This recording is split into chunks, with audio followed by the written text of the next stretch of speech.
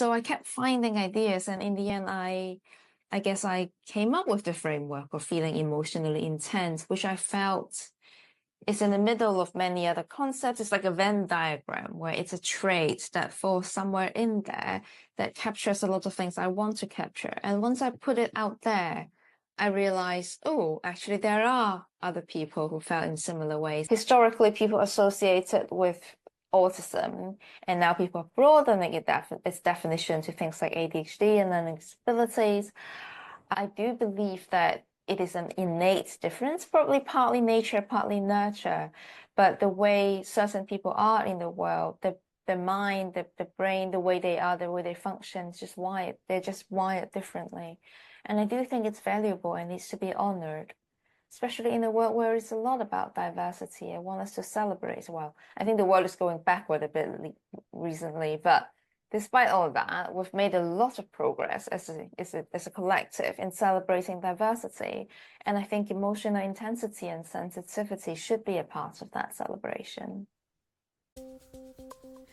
Hello and welcome back to the Make Your Mind podcast. My name is Jess Leondiou, and today I'm excited to bring you this conversation with Imi Lo.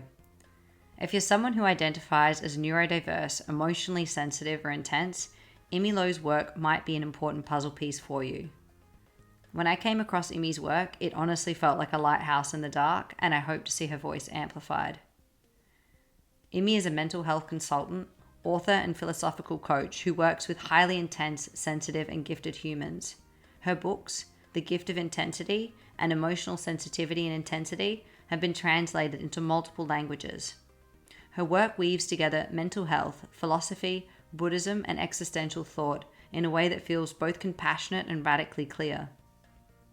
In this conversation, we move around a lot of subjects, including the impact of language that has arisen through the mental health movement, what it means to be sensitive or emotionally intense, how to anchor into intuition, as well as touching on AI and the impact of today's technology and how connection has evolved accordingly.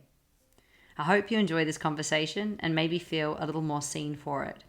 As always, pick up the ideas, try them on for size, but ultimately make your own mind up.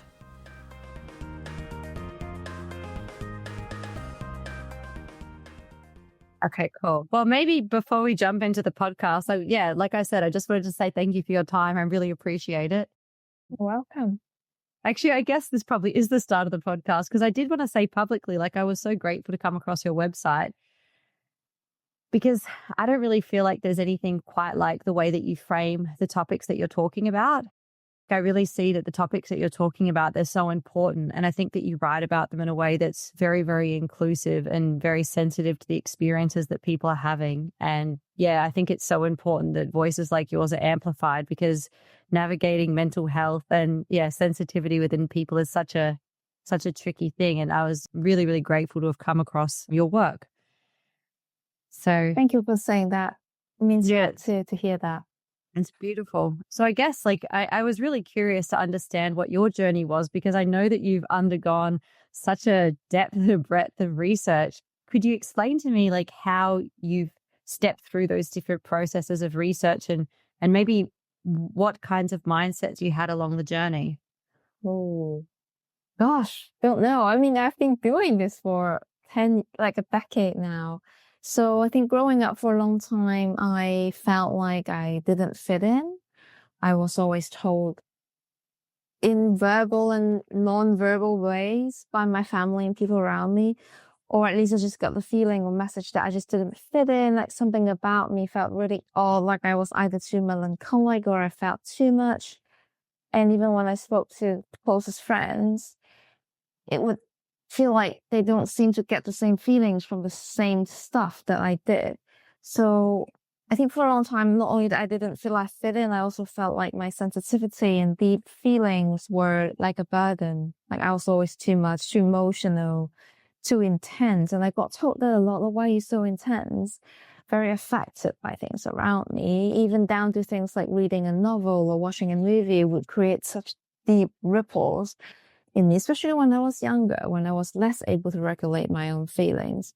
I always struggled with feeling overwhelmed, I felt like I had depression from a really young age. And I always felt like there was something I needed to fix about myself. And I ventured into all sorts of concepts and ideas. I read a lot of books. Like I read the Enneagram when I was like 14, or the MBTI when I was really young. I was like, oh my God, I am this type, I'm that type. And I began to find some answers. And then I came across Elaine Aron's Highly Sensitive People, and I felt, oh, this is me. This was me. But then as the year goes by, I kept finding more and more answers and framework to explain my experience. And even the HSP stuff also felt a little insufficient in capturing everything.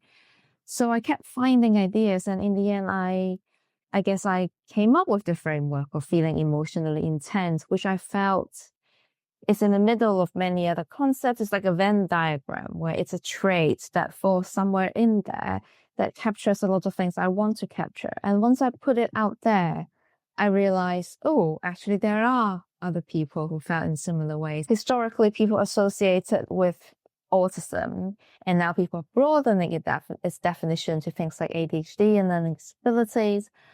I'm not a super expert in it, and I'm not an educational psychologist, so apologies if I'm using some of those words in a non-officially correct way, but I do believe that it is an innate difference, probably partly nature, partly nurture.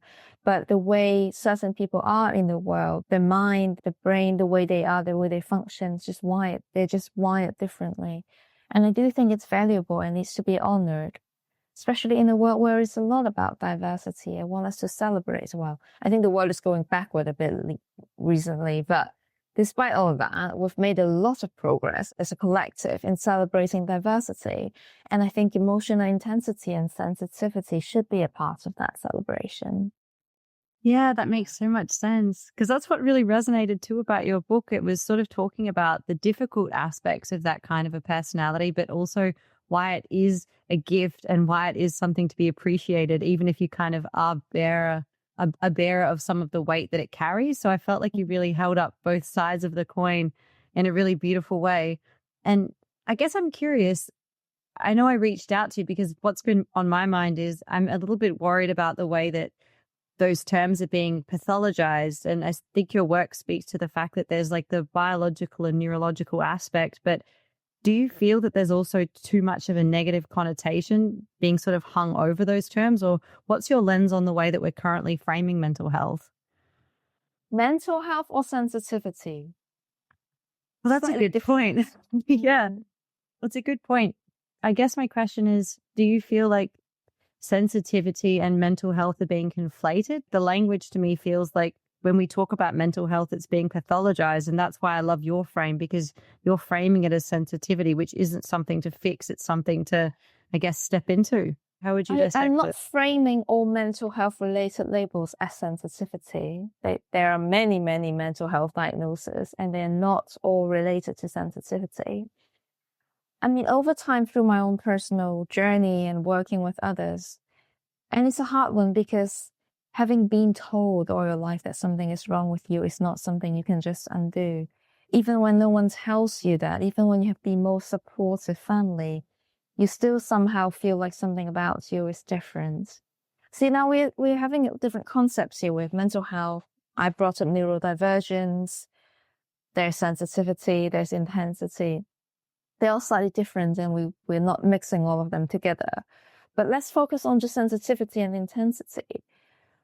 Personally, it took me a long time, but I am beginning to embrace it. Well, I feel it, embrace it and celebrate it. And it's just what it is. It's not better or worse. It's like a different personality.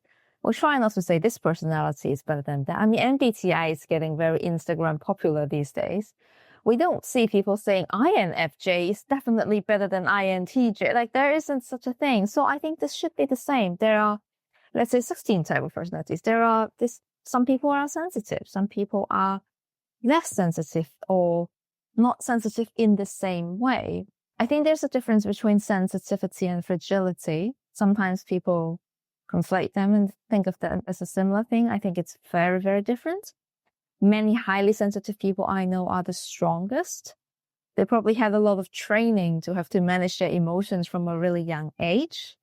So yeah, and a lot of sensitive people are great connectors. They have very deep empathy. They are very good with one. I say they, obviously I'm making a wide swept generalization, but they're able to go very deep. They notice beauty in life and they feel it to a very deep level, to the point where their lives are often very, very vivid.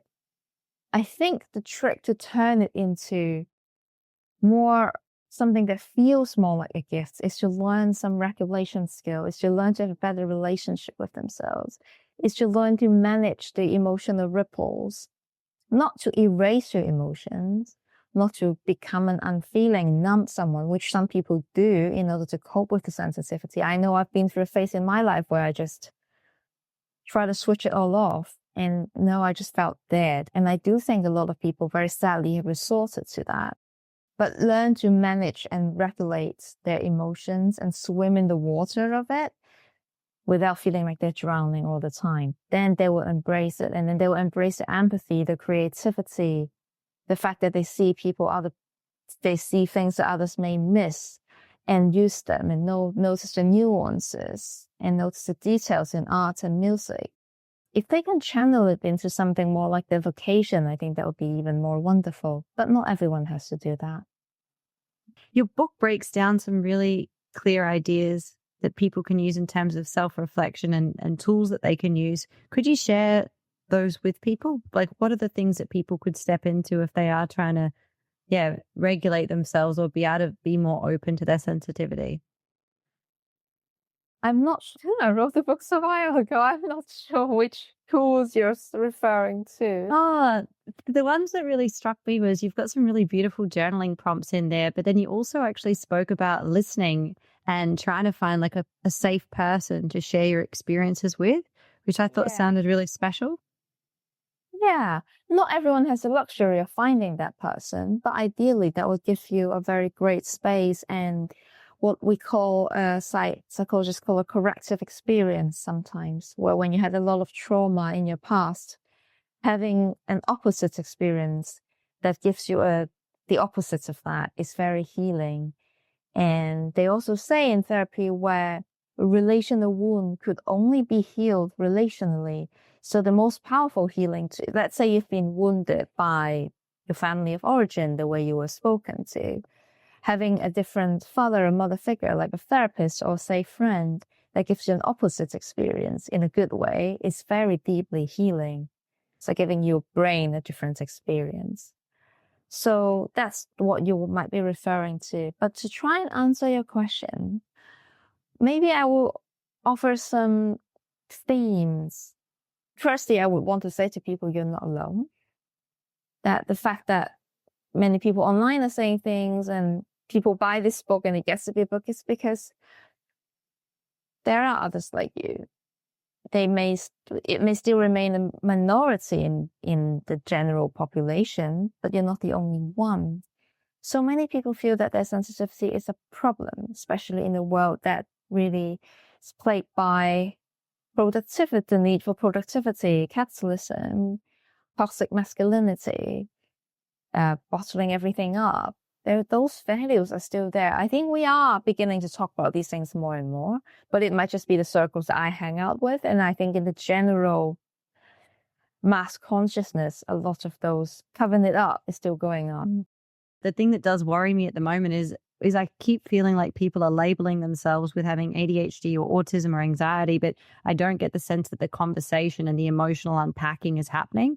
And it worries me because I feel like the words that are attached to those labels, like, oh, I'm messy, I'm disorganized, I'm this, I'm that. I feel like people are attaching themselves to those labels. It becomes a self-fulfilling prophecy. And it may not even be the case that they have a sensitivity or it's, I don't know. It just seems like a really, really messy space at the moment and the language is being thrown around. I agree fully. And I think people are finding answers for their suffering. And that's when labels become really alluring. That, oh my God, finally I found this label, this community that would explain my experience. So really can't fault people for seeking labels. But I agree with you that there's the risk of it being overly thrown around, overly identified with. It's a historical problem. Like for many years, people go, "Oh my God, I have OCD." Just because they're a little bit of a clean freak, they would just throw these words around like OCD is a casual thing. Or like, "Oh my God, I'm revealing my age. Monica in French, she has OCD."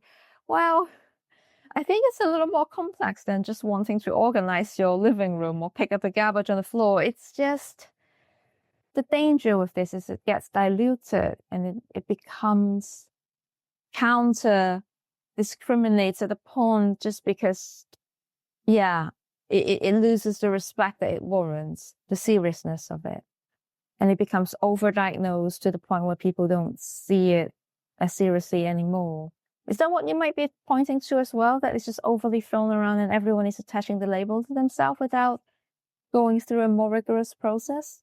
Yeah, 100%. Because I think it speaks to what you said before, like even the pressure to be so hyper productive. If someone's not entirely hitting that mark, they're very quick to think that something's wrong with them rather than thinking about it's like probably a structural problem that we have at the moment. Like, how are you meant to be organized with phones and computers and everything sort of vying for your attention? Like, it's no wonder people feel like they're not on top of stuff. Oh, completely. I mean, the capitalist world that has dominated ideology in society doesn't allow very much people to very much be living in the moment, be human. Everything is so defined by binaries, good or bad, productive or not. You're either moving forward or you're slipping backward. It's very productivity driven, and we're not allowed to switch off and really live in the flow of things. Yeah, sorry, we've deviated. No, not at all. Question, but I guess we're having an organic conversation here too. Yeah, it is, because this is why I think too, like your language around sensitivity is really missing from the equation, because I think that it's a much nicer label and a much more explorative label for people to give themselves, because then they can explore in what way are they sensitive, what kinds of things give them that feeling of sensitivity. And to me, that's such a nicer invitation than where people are currently landing. Yeah. The deeper invitation is for people to own the traits and to learn to work with it rather than against it. I mean, it may feel like it's holding you back sometimes, or you've tried trying to suppress it because you haven't learned how to manage it. And my suggestion is to start working with your sensitivity like it's a friend. So instead of fighting your emotions, try to notice what they're telling you and flow with it and see them as a compass. Not even try to overanalyze it, just to say, I'm feeling this. Maybe I need to take some time to just lie in bed and feel this, and it will go away, because nothing lasts forever. But also not just to just go away. It's more like, okay, it's like the weather. It's raining now. So I'm not going to protest to God or just say, stop raining and fight a useless battle. But rather than say, oh, it's raining now, let me just maybe watch the rain for a little bit until it stops raining, because it will eventually stop. I think a lot of people are worried that once they open the floodgates of emotion, it will never stop. Like it'll become like a waterfall, and then they won't be able to manage it and they'll drown in it. It might have come from some trauma from the past when they were younger, where they literally did feel like they were drowning in emotions and there were no way out. But as grown-ups, it rarely happens like that. Usually when we allow the emotion to be there and flow through, they do. Yeah. And also, owning your traits help you to manage it better. With sensitivity, does come certain things like you might get overwhelmed on a sensory level. Like I still definitely need noise cancellation headphones, and thank God to the invention of those, and earplugs when I go out. And I just unapologetically wear them all the time. And knowing where your limits are and knowing your needs would really help you to manage your day-to-day life, to help you function better. So there's a lot of good to acknowledging and embracing your traits. Yeah, that makes a lot of sense. And even just your points around intuition, it's kind of one of the first books that I've read that's so intellectual, but also speaks to the fact that intuition isn't nonsense or neuroticism or something that comes from your imagination, which was kind of nice to also read from you a sense of permission to be okay with the intuition and to not necessarily discard it or argue with it. Because I feel that, at least within myself, that's maybe a pattern that and I can imagine others get into, because it doesn't quite make sense sometimes when you have a feeling and you kind of want to push back against it. But yeah, actually, could you speak to that? Like, how did you come to the realization that like intuitions are real and that certain people do have more of a heightened sensitivity towards what's going on than others? How did you come to that conclusion? Because I guess maybe that's something that's overlooked when it comes to, I don't know, institutional knowledge. So the definition of intuition is tricky. Different people define it differently, and philosophers talk about it in a different way as well. I can't even remember how I defined it in the book, but they do say that intuition, although it doesn't seem to make logical sense at the moment, but it's like that quote, who said it? Pascal or something. Your heart, oh, I'm butchering it. Your heart has wisdom that your brain doesn't know or something. Yeah, intuition is not irrational. It is just a very fast way of conglomerating years of experience that you've accumulated unconsciously. It's like the whole, you've read the book Thinking Fast and Slow. Mm-hmm. Yeah, so it's like a system 1, system 2 thing where it is actually a very fast machine that has come up with an answer based on many years of accumulated experiences.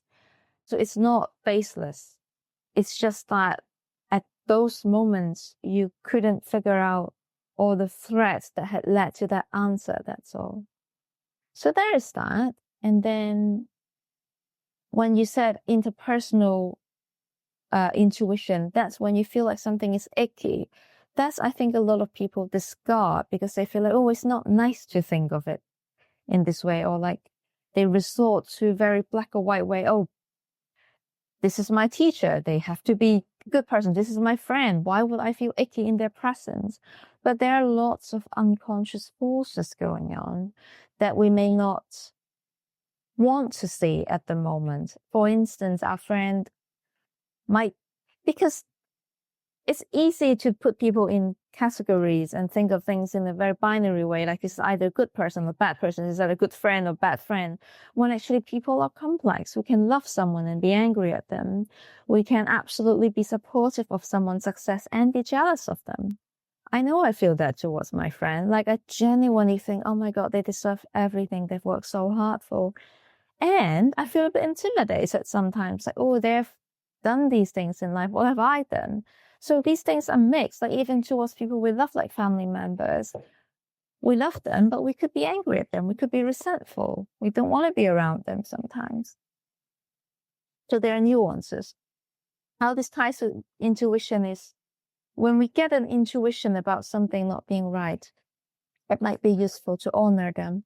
Like, why do I feel like my boss is putting me down? Even though everything they say sounds so nice. Well, maybe they are actually putting you down in a really subtle way. So learn to see beyond the surface can be quite a useful tool in interpersonal relationship. Because a lot of things like microaggression are not immediately obvious and require some breaking down.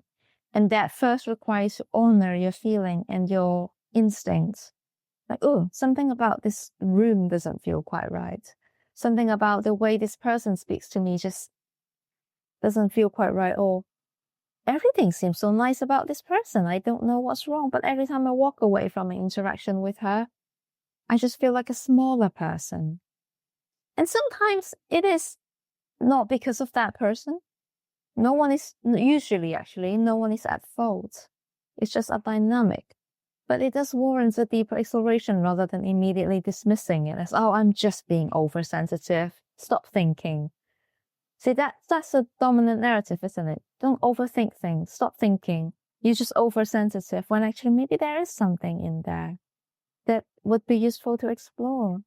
Maybe your friend is unconsciously, without maliciously doing so, putting you down. Maybe they don't even know they're doing it. So therefore, the goal is not to blame anyone or to say they're a bad person, therefore stay away from them. Not so simple like that, but just to see more nuances in human interactions and then to honor your instinct better and then act accordingly. Usually nothing needs to be done. It's not like, oh my God, they make me feel bad. Let me set boundaries and move away. Sometimes that's warranted, but sometimes it's just about noticing. Yeah, that Am makes I? a lot of sense. No, that makes so much sense. 100%. I didn't want to cut you off. No, that makes perfect sense. It really does. It really does. And it's a nice message because I understand too what you're saying about it's not necessarily that something needs to be done. I guess even just maybe the internal acknowledgement that you're not crazy or not asking yourself to push away the intuition creates a sense of internal safety in and of itself. Yeah, absolutely. Just explore it, just be curious, and it could be useful, it could yield something, or just maybe it's a dead end and we drop it. I mean, just for our audience, I didn't prepare for this interview whatsoever. I just turned up, and so apologies if it seems a bit messy sometimes. Do you think it's bad that it's messy? No, I think it's harder for some people to follow, and not everyone likes it. We're going on the organic routes, right? I am like that too with my own podcast, where I might have some ideas about what I might want to ask, but usually the conversation just veered off in an organic direction, and I enjoy that. Yeah, because I always get a little bit scared that if there's a schedule, then maybe a particular thread of curiosity might not be followed. I love that. I love that about your openness to an organic conversation. I think more people, and this again points to a whole general cultural thing as well. It seems to me that more people are comfortable with structure and linear ways of thinking and rule books, as I think I am too, personality wise, but I also think it's a product of the whole need for the whole society to be a productivity machine, rather than leaving some white space and room for the unexpected things to emerge, the organic things to emerge. Do you think it's got to also do with the way that we're using technology? Because I wonder if you are a sensitive person and then you are interacting with people on Zoom or via text messages, in my mind, the way that you're receiving interpersonal data back is almost glitchy. And I'm wondering if the glitchiness of that data is causing us to have a lot more internal uncertainty because we can't quite process what the other person is thinking and feeling in the way that we usually would with one-on-one interaction. Do you think that that's also contributing to the mental tension that a lot of people are dealing with? Many people say that. Personally, I don't find that to be that big of an issue because I think fundamentally it happens in one-to-one too. You never get the full picture. It's never going to be full enough. It's never going to be 100% certain. So to me, the dilemma you face is the same. And I guess personally, I am quite comfortable with online interactions. I have some of my deepest relationships purely online. So personally, I'm all right with that. But what you're saying is definitely not unheard of. And in fact, it's something that I hear very often. So many people find that. I personally, maybe because I am such an introvert myself, I don't need a lot of input. So when I go out with a friend, I actually find it a bit too stimulating, especially when it's outside, when we're in a public space where there's noise around, we're in a coffee shop and people making coffee, people having conversation at the next table. I don't find it very relaxing. Whereas almost in a Zoom environment where it's just me and the other person and our body languages and our conversation, I find that level of stimulation quite adequate. But that's just me, one person. I think many people are more comfortable with one-on-one, face-to-face. Yeah, but that's actually really interesting because there is like a certain level of intimacy that Zoom affords. And then you don't have the pressure either of staying on the call for forever. It's not like you have to go out and drink and do all of these other things. You can have a call that is contained within not such a long amount of time. And if you hang up, it doesn't feel unnatural also to leave a call within a shorter span. Sure, although these days I'm also assertive enough to limit even the real life. I don't feel the need to go through the whole ritual or do the conventional things or, stay the whole party because everyone does. I just don't. I just turn up within limits and polite enough. Like my friends know me well enough. For instance, one of my best friends got married, I think 2 years ago or a year ago. She was like, I love her so much. She's like, hey, I know you probably wouldn't want to stay for the whole thing. Just come for the ceremony. I'm like, oh my God, they know me so well. I love you. She's like, you don't want the banquets, do you? I'm just not going to count you in. And I was just like, I felt so loved. I didn't feel left out. I was like, she knows me so well. She was like, she's not saying these in words, but what she's literally saying is, I know you. Your social battery probably lasts for about an hour. And it's a bit like a high school reunion as well, where you get to see all of these high school friends that you haven't seen for ages, which she probably knows I'll find quite tiring. And she knows I, peculiar diets, and I probably wouldn't want to stay for the banquet. And she was like, I'm just not going to count you in. Just come for the ceremony. I was like, I love you. And I stayed for the ceremony, took the picture I needed to, and then left.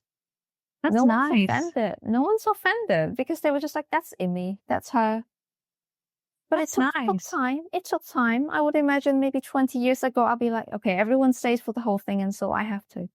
That's really nice. Yeah. So what brought you to that place of, I guess, self-exploration, or what brought you to the place of having the confidence to know yourself and just to embody or step into yourself authentically?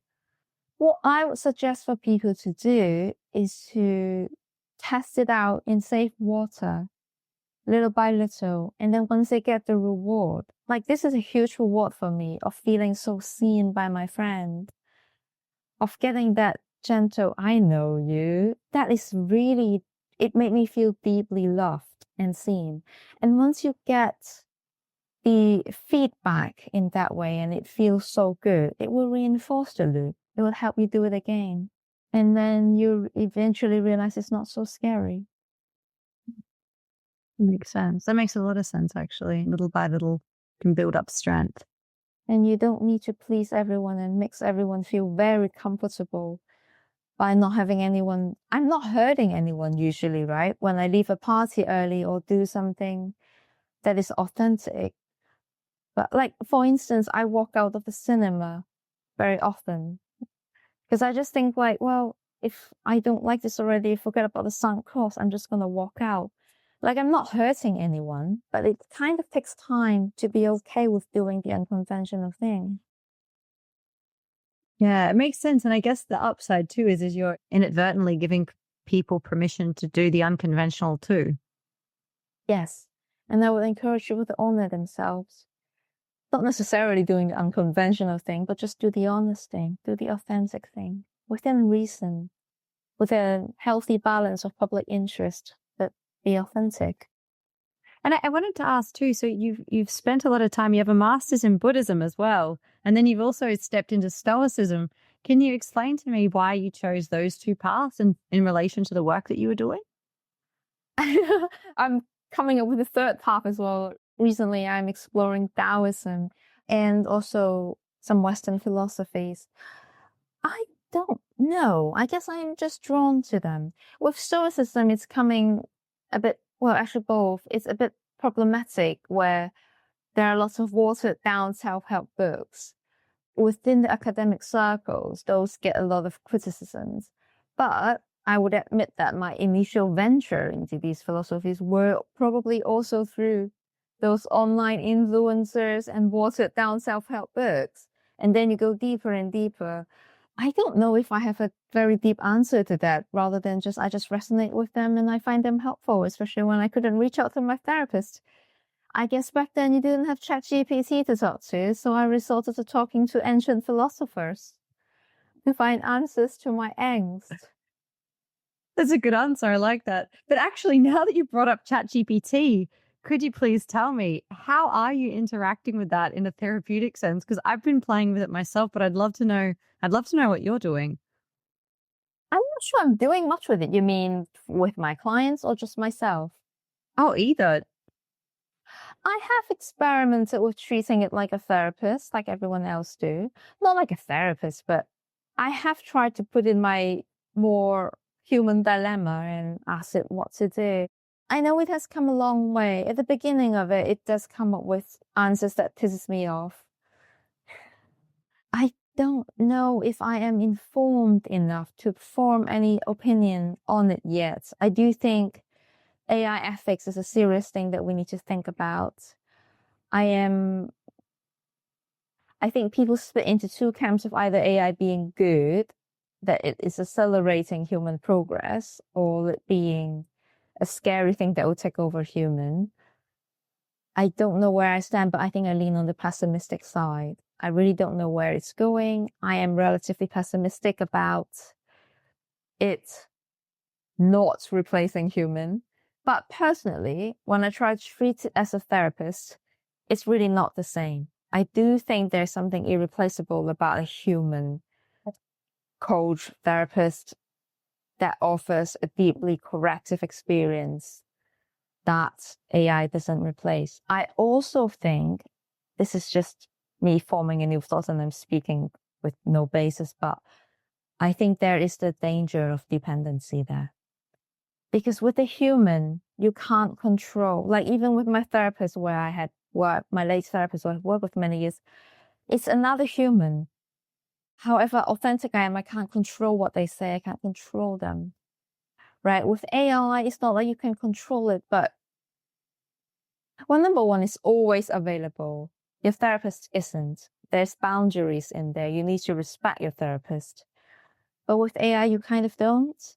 It's always there. And then I do think it breeds this kind of dependency where some people may really have that escalated and be getting used to this idea that there's always something outside of yourself that you can seek answer from. I think that's the danger that I am intuiting. I don't know if it would actually happen. It's just something that it's a budding worry of mine that, because I find myself like, if something is 24/7 available, it's a bit regressing, not in a good way. And it breeds dependency, not in a good way. And it makes you lose the muscle of finding answer within yourself and being okay with that without seeking external reassurance. I think it weakens that muscle if you always go to ChatGPT and check. So that's one thing I'm thinking. And then the other thing is, I treat my AI with respect. I actually say thank you to it, but not everyone does. And but with human, you kind of do. Like if your therapist says something that you don't like hearing, you need to find a way and learn to express it in an authentic yet respectful way. But with AI, you can go, F you, I don't like it, redo, right? But you can't manipulate human interactions quite in the same way. So I think using it to replace human is problematic in these ways. Yeah, that makes a lot of sense because my mind is also going to the way that people are interacting with other humans, even just on keyboards too. That I guess is becoming a lot of digital outlets for expressing anger and frustration and hurt and a spectrum of other things that aren't particularly, regulated or healthy. Yes. Yeah. And people feel like they can say whatever when they hide behind the screen. And that's where a lot of the cyberbullying and unproductive conversations goes on the internet and online hating that comes about. And we can also get onto the topic of all these echo chambers and silos, where because of the big data and algorithms, people form these silos where they only expose the opinions that agrees with them. And they become less and less familiar with the idea of having to deal with diversity or the need to train that muscle, again, I use that metaphor, to be open to things and people that are very different to you. Otherness, we call it, you need to be okay with the ideas that there are these things called people not like me, and we need to learn to deal with them. But if you curate your online experience to just be surrounded by people like you unfriend everyone that's on the other side of the politics. And it just gets into this, you just get into these echo chambers and silos, and you lose the ability to embrace diversity and differing opinions. Yeah. It's interesting too, the word muscle, because I also wonder about that in terms of after COVID, I feel like it's taken people a lot of effort to get back out of their houses, and I don't even know that they entirely have. And I do wonder if we did lose an aspect of our social muscle from the time that we spent indoors, and if that is also like contributing to that reluctance to get back out and socialize, because I guess socializing, it is possible to injure yourself when socializing because you can stumble across moments that cause you a sense of shame. So maybe people are just regressing into their houses more and more to try and avoid that certain kind of pain. Yeah. Yeah. And our world has changed so much and so quickly after COVID. I don't think anyone is able to keep up with it. I mean, maybe I'm just projecting, but like for instance, people are more and more allowed to work from home. Younger people are more reluctant to go into a big company and do the conventional thing that our parents' generation do.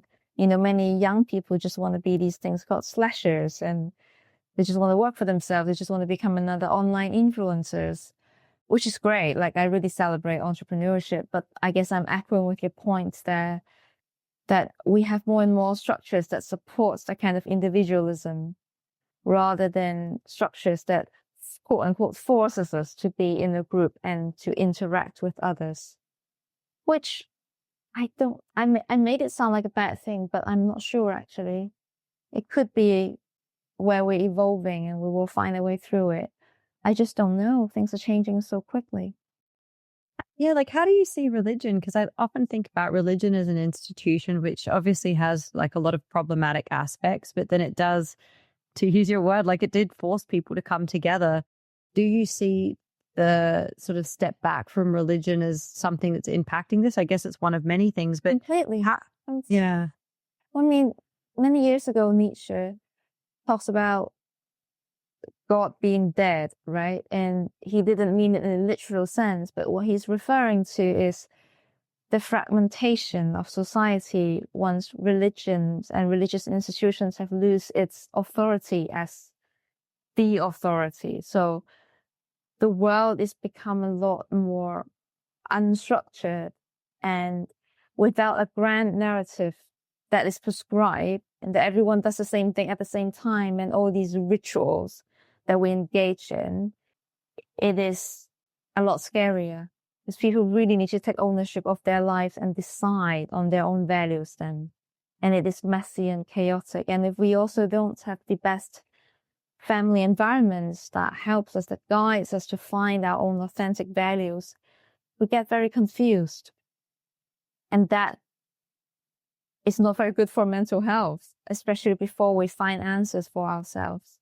So I'm not going to say religion's good or bad or anything like that. But what I would acknowledge is that, yes, unlike many, many years ago, it's losing its authority as the grand narrative, as something that everyone does. And losing that sense of certainty is scary for the human species and for many people. And they're kind of being confronted with their own ultimate freedom to decide on their own values, which is great and scary at the same time. Because we don't just do what our parents do and believe in what they believe anymore, and we just adopt a system that the priest tells us. We kind of are thrown into this fragmented world where there are all these different religions and systems of thinking and political positions that we need to be the one who pick. And when we need to be the one who pick, we could be, quote unquote, wrong. And that is scary. And that creates anxiety. I wonder if you had a religious belief, you would have felt like you were okay just being a good person. And to use the word that you used before, like a connector, like if you were someone who was sensitive, would you have felt like just simply being and threading different people together? Like, would that have given you a sense of enoughness if you did have a banner of just being a good person to kind of live within? Because I feel like being a good person isn't really considered to be enough in today's current climate. Oh, quite right. So in the past, things are simpler in that way, where as long as you follow the rules and reach this metric of being a good person according to the church, then you're okay. But now it's not enough. It's a lot more complex. Have you seen any initiatives to try and reconfigure a value system or a shared set of ideologies that you feel optimistic about? People are doing it. I mean, people are doing it all the time. I don't know the work enough to speak to that.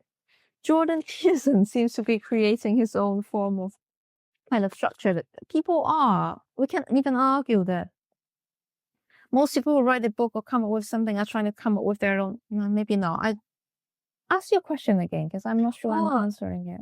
No, but I think I just picked up what you were putting down. I think like when people are constructing a book, they almost are creating like a philosophy or an ideology to live behind. So that's sort of their attempt at putting forward like a new kind of value system that we could live within or live behind, which yes, I love.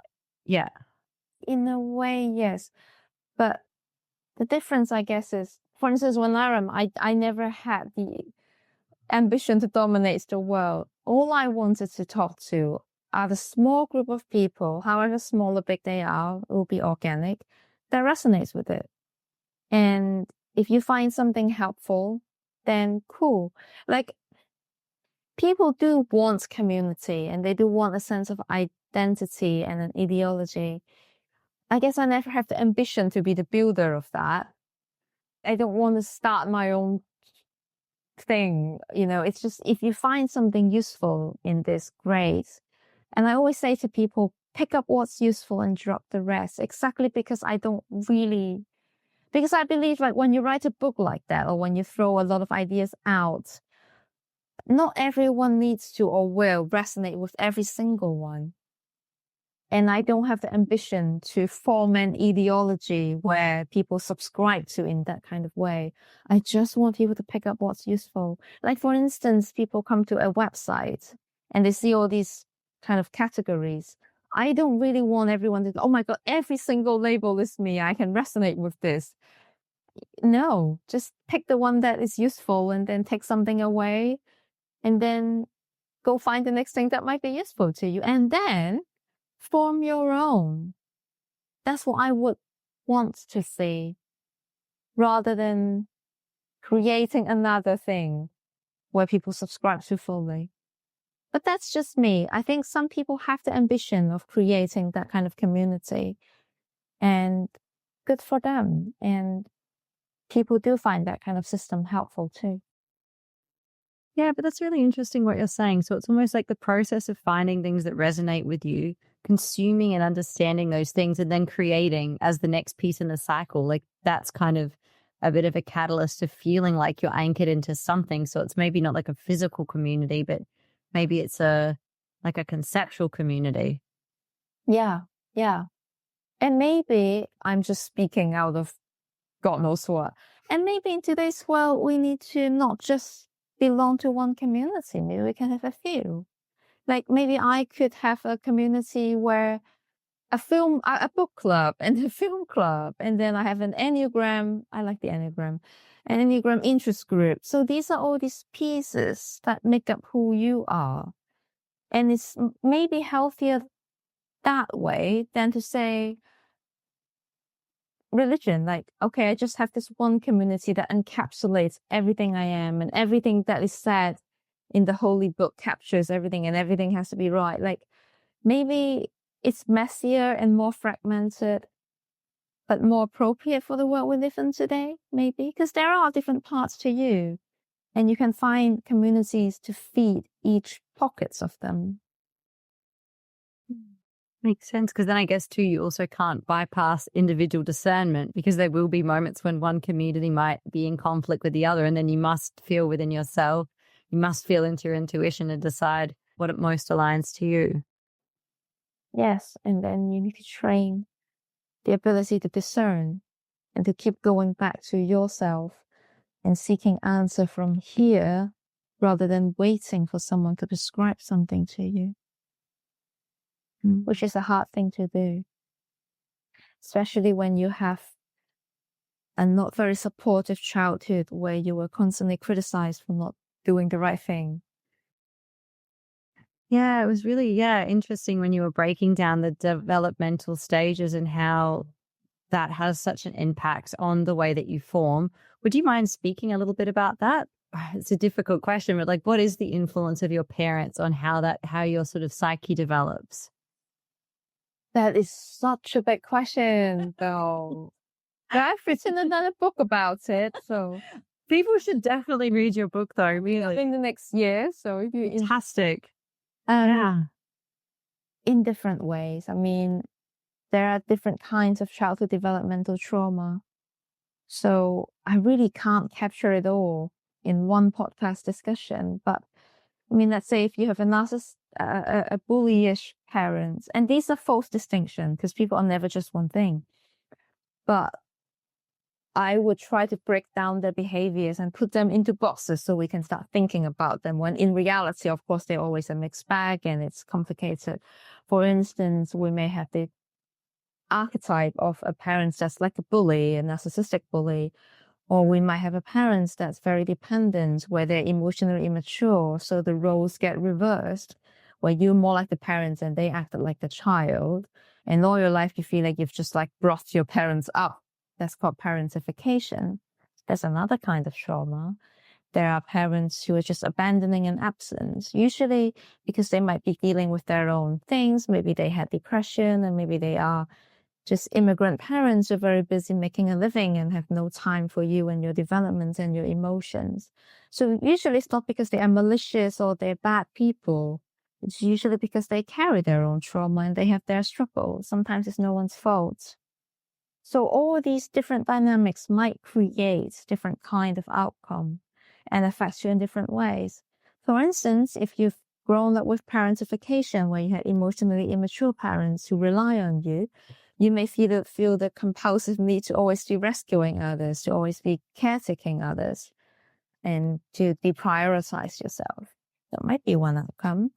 Or if you have very volatile parents, where you never know if this Mr. Jekyll or Hyde, then you might end up with hypervigilance, where you never feel safe in an interpersonal relationship. You always feel like someone's about to turn on you. You can't relax. Or, earlier you talk about how in the online space with text and everything, you can never know for sure if the other person means this or that. That kind of hypervigilance can sometimes be a result of having a very unstable and hard to read parents, where you feel like you constantly need to be washing out and decoding every tiny little interpersonal signal to make sure that the other person is not mad at you, they won't blow up at you, or they won't be violent the next moment. The examples I can give are endless. If we play with that piece, because you mentioned the archetypes before, and I know you've got on your website, you talk about the Jungian archetypes and the Enneagram. What role do you see understanding the archetypes as a channel to start breaking down and better understanding the components of your parents? Or how do you step into unpacking the puzzle that is your childhood in order to learn about yourself from it? Big question. When I used the word archetype just then, I didn't specifically refer to in a Jungian sense. I think it's more like characters, right? Yeah. It's just because the reality is so complex. So I keep putting the caveat in to say, oh, reality is complex and everyone is not just one thing. Because that is the case, but it gets tiring if I keep putting that caveat in. It's a bit like the personality thing.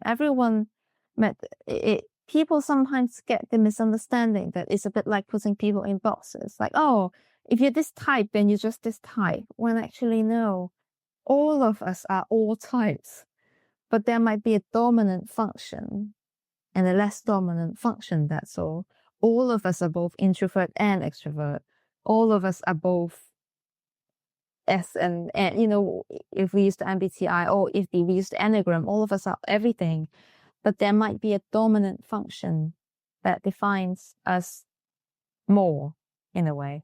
So when I use the word archetype, I just meant that, like, I kind of have to come up with these false constructs in order to discuss things. For instance, in my upcoming book, I do say there are 4 types of parents: bully parents, emotionally immature parents, parents who pushes you to achieve.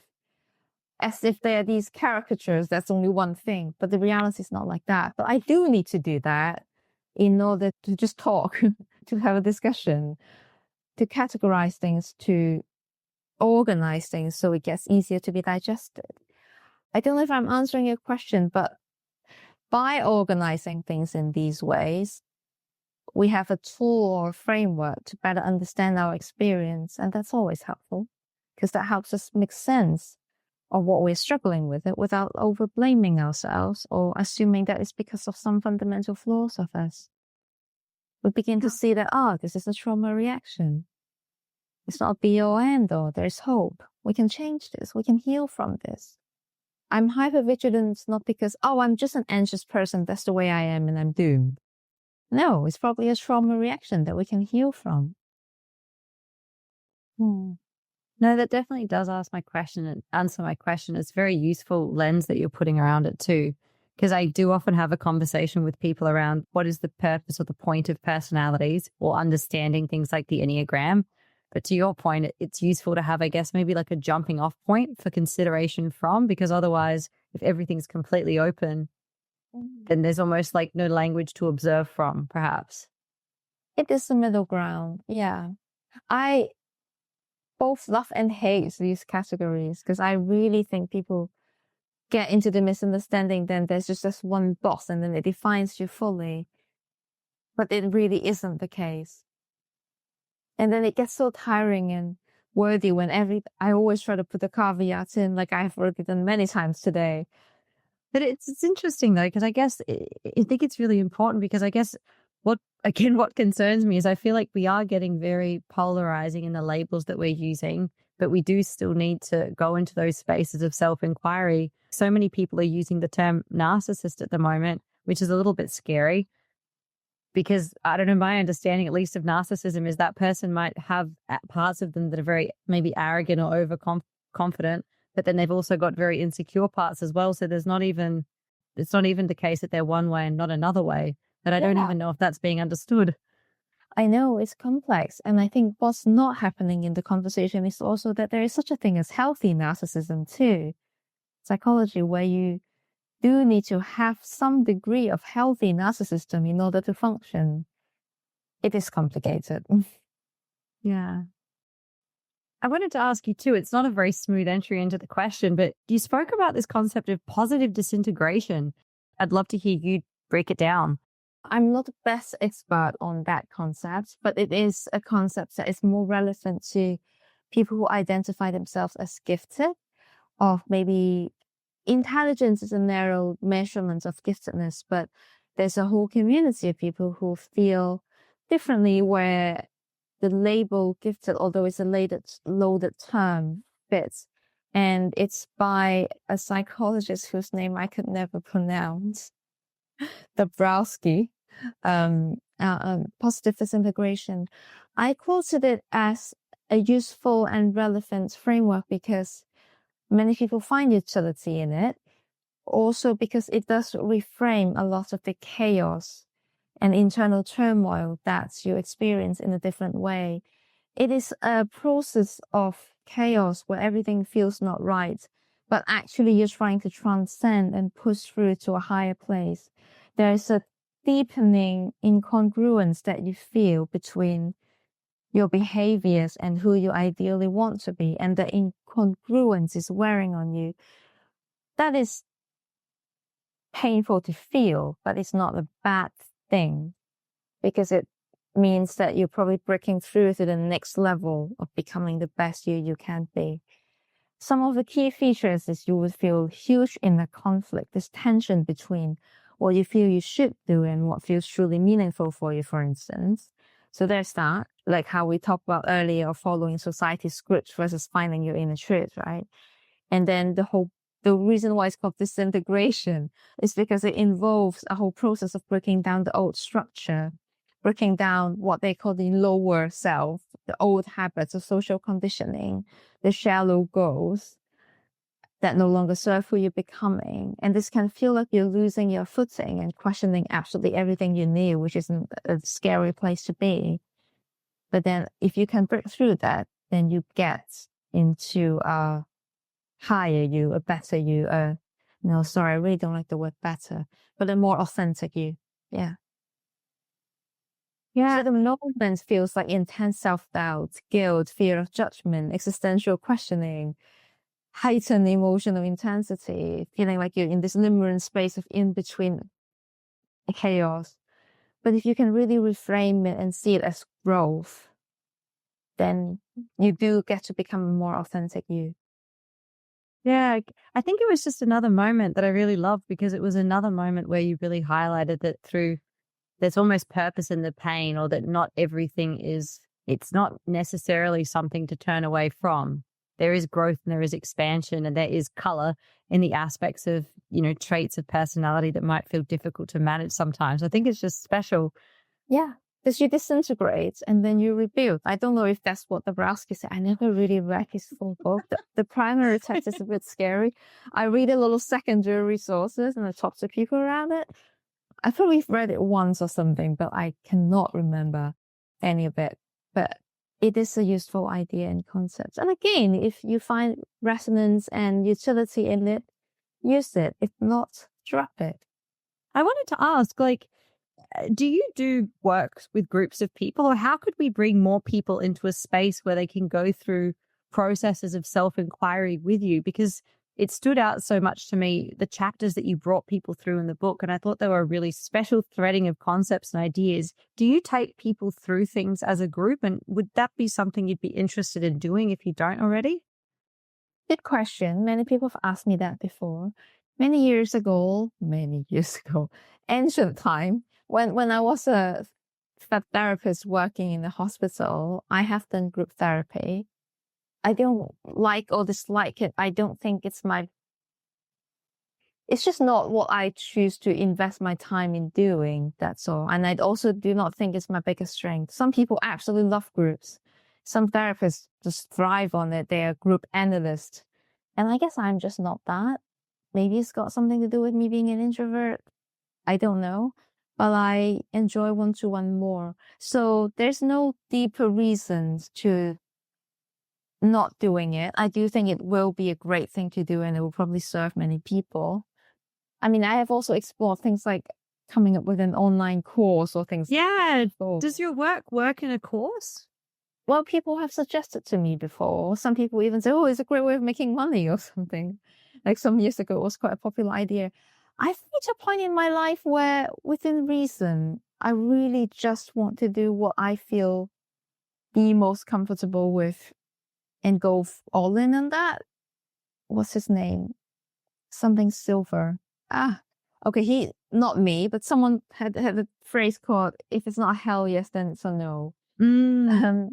So there's no strong reason for not doing, apart from the fact that I have limited time and resources on this short human life of mine.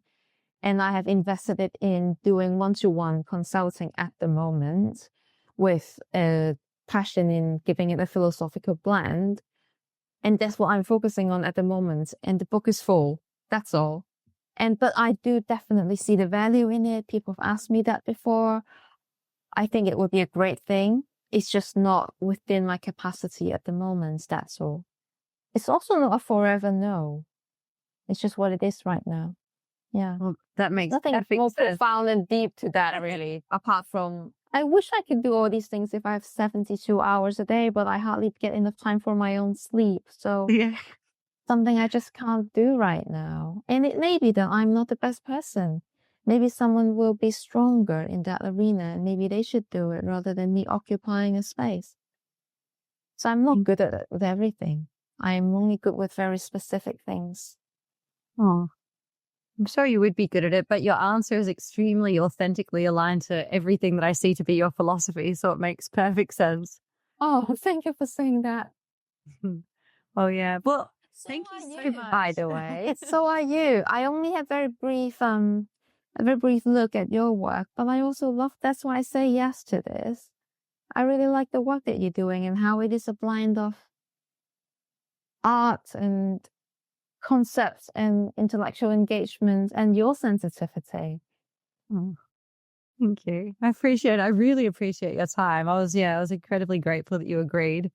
So yeah, again, I should say thank you so much for coming and having this conversation with me. And I really hope people pick up your book. I think it will, profoundly help the people that choose to. So yeah, I'm really excited to share this with people. And I'm very, very excited to read the next one too. So thank you. Oh, thank you for saying all of that. Yes, and not everyone will like it. And I don't need everyone to. I never have the ambition of becoming the next bestseller. I just want to talk to the people who would find it helpful. And I am okay with people dropping it if they don't find that it resonates. None of my closest friends or family members, again, maybe one or two, have read it. It's just, I just don't, because they probably won't resonate with it and it's irrelevant to them. And I wouldn't want to have them go through the turmoil of reading an irrelevant book just because I wrote it, you know? I only want to talk to people who does resonate with it and does find it helpful.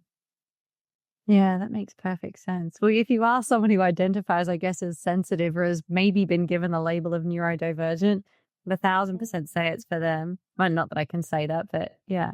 Thank you for the plug, though. I feel your support, and that is what matters the most to me, and I appreciate it. Oh, thanks, Imi. Oh, All right. Well, thank you again.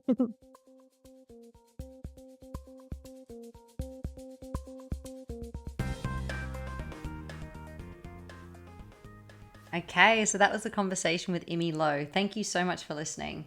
And again, if you are someone who identifies as being sensitive, intense, or neurodiverse, I'd strongly recommend taking a look at Imi's website, eggshelltherapy.com, or reading one of her books. I've got links to all of that in the show notes below. And I'd love to know too, how did you find today's episode? As Imi mentioned, when I interview the guest, I'm generally immersing myself in their work beforehand and then allowing the questions to come up organically. If this format does or doesn't work for you, please let me know. My goal is to amplify the voices and ideas of people who might offer us new building blocks to help shape the way we see ourselves and the world. So how it's formatted needs to suit you too. So thank you again so much for listening. Please like and subscribe if you enjoyed this episode. I hope to see you again here soon. And again, my name is Jess Leondiou, and this is the Make Your Mind podcast, brought to you by Archleys, tools for introspection and self-reflection.